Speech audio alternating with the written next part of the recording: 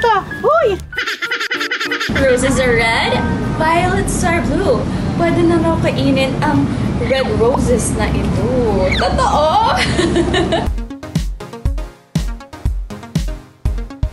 Hello mga kapuso! Ako po si Manay o mas kilala bilang Madiskarteng Nanay. At dito sa ating recipe na ituturo ko sa inyo ay siguradong papatok sa inyong mga puso. Kaya naman ngayon ay magtuturo ako ng rose milk pudding dessert.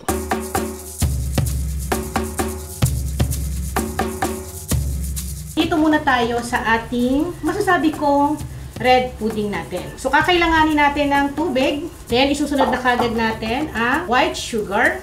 Then, isunod yung ating evaporated milk at yung ating red na gulaman.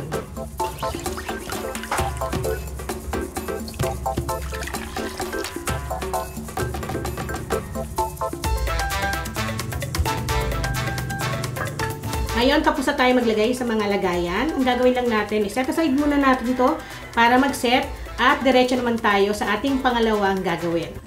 Meron tayo ditong nakaredy na mainit na tubig. Ilalagay natin yung ating gelatin. Haluin natin. Tutunawin lang natin yung gelatin.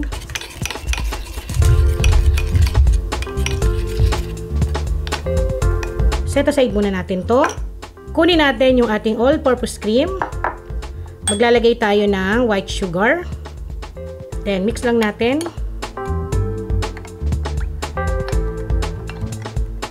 At dahan-dahan natin ibubuhos yung ating gulaman o gelatin na tinunaw. Siyempre, para matawag tong rose milk pudding, maglalagay tayo ng petals ng rose. Ayan, pwede na tayo magsalin. At eto na, tapos na ang ating rose milk pudding dessert.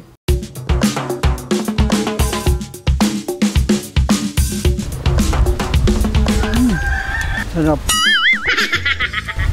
Creamy siya. May bulaklak pala ito sa loob.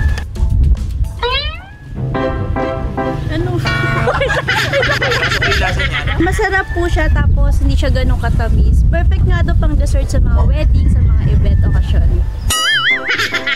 Wow, it's sweet and it's true that roses are not just a flower, but it can be food too. Taray! Makata! Esophagus, esophagus. Lagi kayo manood ng Makiling, 4 PM sa GMA. Kung gusto mo masaktan ulit, magpa-appointment ka sa assistant ko.